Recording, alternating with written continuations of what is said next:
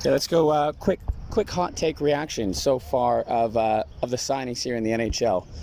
We'll go from the latest and just go through the list. So you got Corey Crawford, 2 years, $7.8 million to the New Jersey Devils. New Jersey needed a goaltender. Corey Crawford was great this year for Chicago. They already said they weren't keeping him, and at 2 years at $7.8 million total, it's a good little pickup. Good little pickup. So what is that? $3.9 million over each season?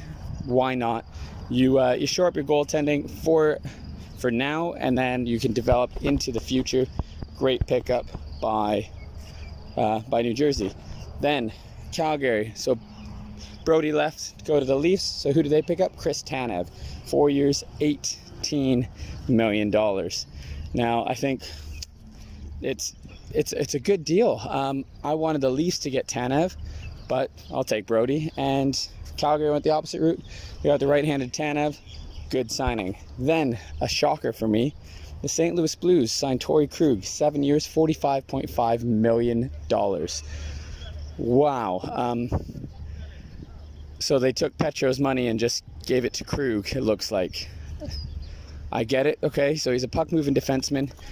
St. Louis could definitely use him. He slots right into the game, right into the lineup, and he'll make immediate impact for St. Louis. Again, great little play there by them, getting him. So they knew Pietrangelo wasn't going to work, so they threw that money to Torrey Krug. His time in Boston is now done. Buffalo, Brendan Davison, 1 year, $700. Thomas Nosek back to Vegas, $1.25 million over 1 year.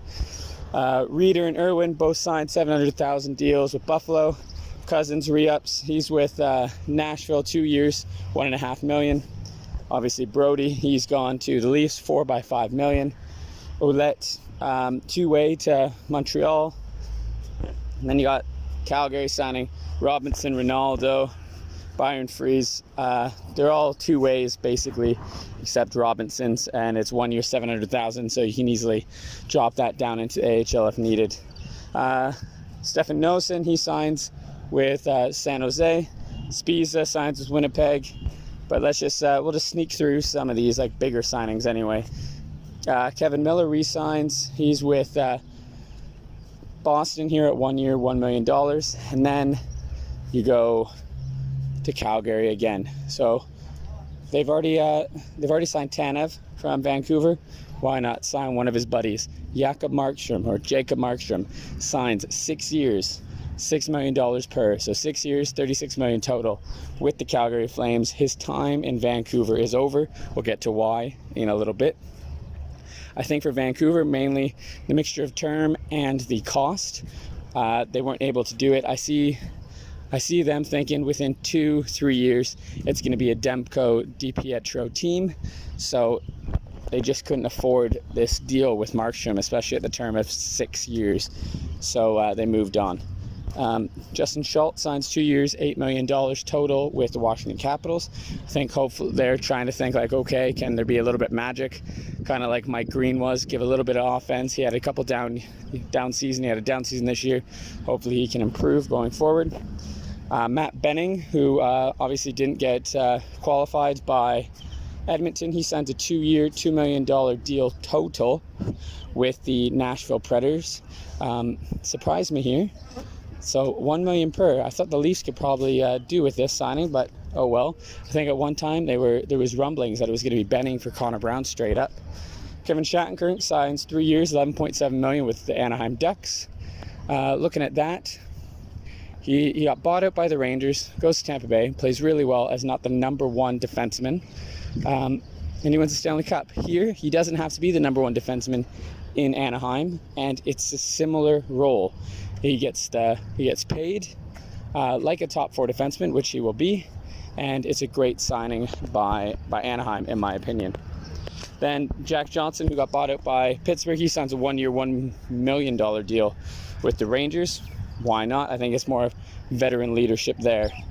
Tyler Ennis, he is in Edmonton still. 1 year, $1 million. Great signing by Edmonton. He's just a perfect player for that. Mark Jankowski, he moves on from Calgary. He ups with Pittsburgh, 1 year, $700,000, kind of a show me year. Evan Rodriguez, same, 1 year, $700,000 with Pittsburgh, a show me year. Tyler Pitlick, he goes to the Arizona Coyotes, 2 years, $3.5 million. I don't know how they signed anyone because they owe everyone a bunch of money. Wenberg, who got bought out by Columbus, he's 1 year, $2.25 million in Florida. I like that deal. It's another show me deal.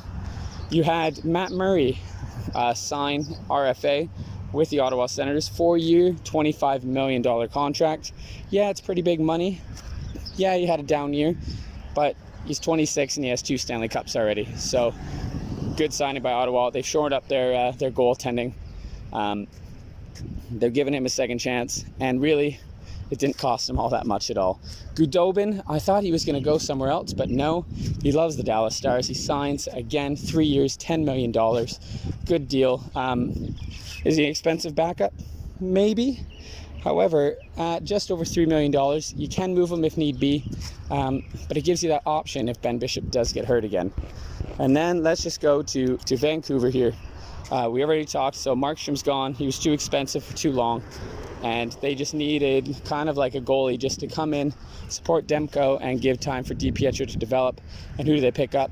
Braden Holtby, 2 years, and he's at $4.3 million each of those years, total 8.6. He's the buffer goalie, right? He's been going down for the last 3 years, and right now it's show us what you can do. After those 2 years, plays well, maybe he gets signed by another team, and Vancouver can move on and get ready with Demko and DiPietro going forward.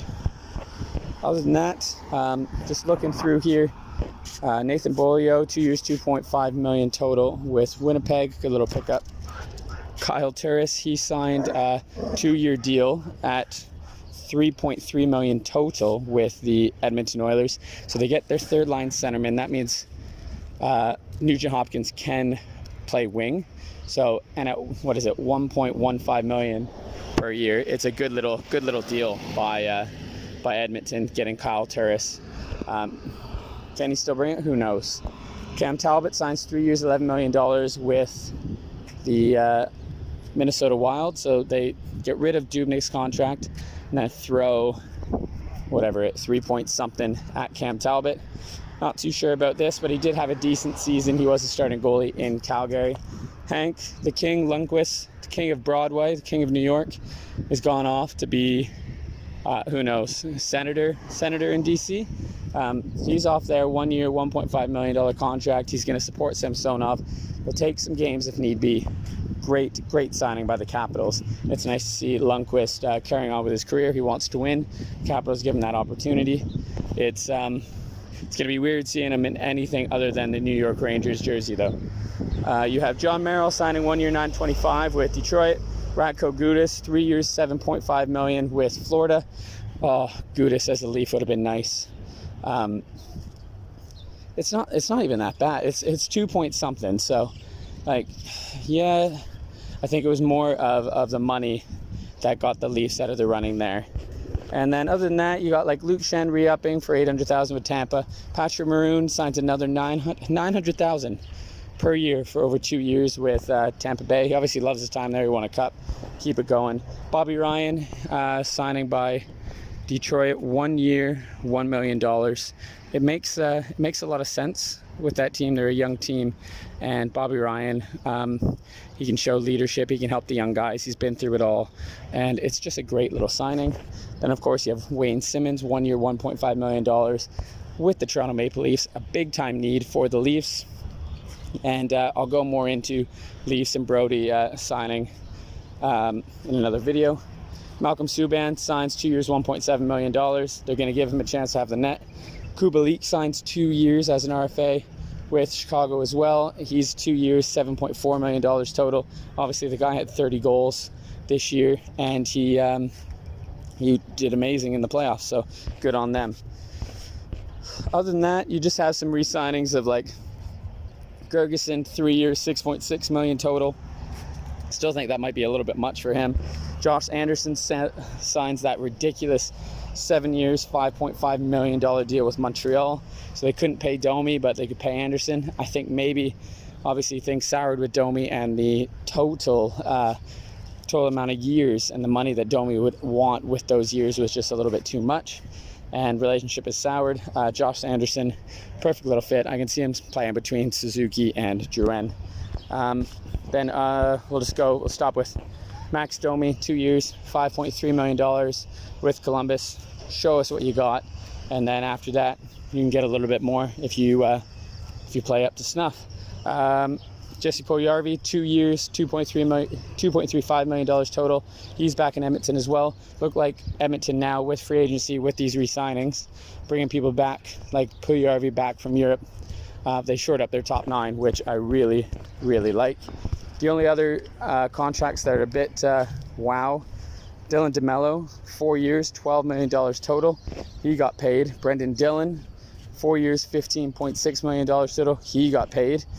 So some of these might be an overpayment, but it's a need. So it was more like, we got to pay this player because this is what the team needs.